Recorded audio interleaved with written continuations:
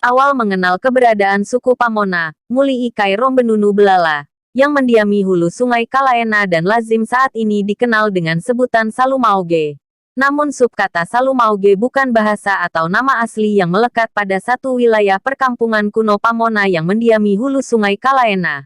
Melainkan sebutan itu hanya sebutan pendeteksian suatu wilayah saat pemetaan yang dilakukan oleh kepemerintahan semasa penjajahan Belanda masa lampau. Selain itu juga sebutan Salumauge bertujuan untuk mempermudah orang-orang tertentu dalam mengenal atau memastikan adanya aktivitas manusia kuno saat itu sehingga diberi nama Salumauge. Salumauge artinya bahwa wilayah pemukiman suku Pamona yang ada di hulu sungai Kalaena itu terdapat suatu rawa yang cukup luas dan berlumpur yang sebagian rawa tersebut jadi garapan pertanian warga kuno setempat dan selebihnya dijadikan kolam ikan. Lalu rawa tersebut juga merupakan suatu sumber air yang mengalir ke sungai Kalaena.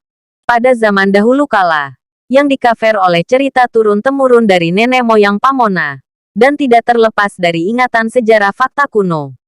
Bahwa berawal dari 3 kakek bersaudara yang pada akhirnya berpisah untuk perluasan turunan yang dikenal dengan sebutan Poga Antinimbo. Awalnya dari 3 kakek bersaudara yang hidup sunyi di wilayah perbukitan hutan hulu sungai Kalaena. Dikatakan sunyi karena pada waktu itu belum ada rekanan siapa-siapa selain mereka 3 bersaudara, masih primitif, dan tiba pada suatu ketika si lelaki itu yang tertua dari 3 bersaudara bermimpi saat sedang tidur. Maka di dalam mimpinya menceritakan tentang bahwa si lelaki itu bertemu dengan Sang Pencipta dan mengatakan jika suatu saat kamu akan menemukan seorang teman yang dapat kamu jadikan pasangan hidup untuk dapatkan keturunan. Hari berganti hari.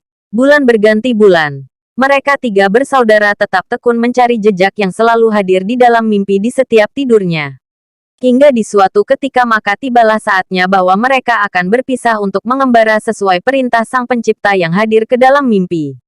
Pada saat itu pula kesepakatan terjalin di antara 3 bersaudara sesuai mimpi perintah Sang Pencipta bahwa setelah matahari terbit di pagi hari, dan seusainya lakukan sarapan pagi dengan mengkonsumsi jagung, maka mereka bertiga secara serempak untuk menjatuhkan tongkil jagungnya ke hilir sungai Kalaena.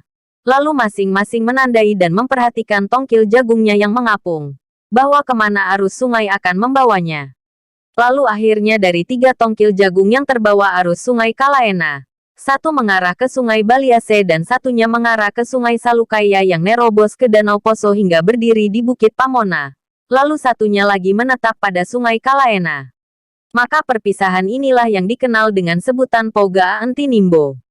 Ringkas cerita dan seiring berjalannya waktu setelah perpisahan bahwa ketiga bersaudara bernasib sama.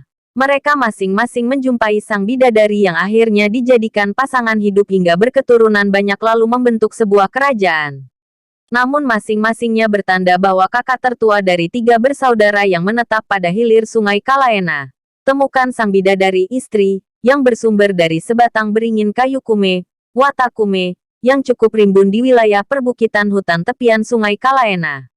Dari uraian di atas hingga akhirnya keturunan Kai Rombenunu Belala yang menetap pada sungai Kalaena menjadi banyak, lalu membentuk ke beberapa titik perkampungan pada wilayah hutan hulu sungai Kalaena hingga membentang ke arah selatan barat hulu sungai Kalaena di sepanjang kaki Gunung Towe Engkeli di antaranya.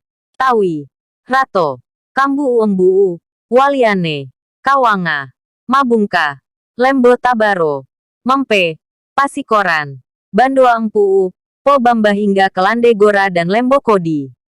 Lalu pada akhirnya semasa kepemerintahan Belanda VOC, bahwa seluruh pemukiman warga Pamona yang masih berada di perbukitan diturunkan ke dataran guna mendekati pusat perkantoran pemerintah Belanda VOC.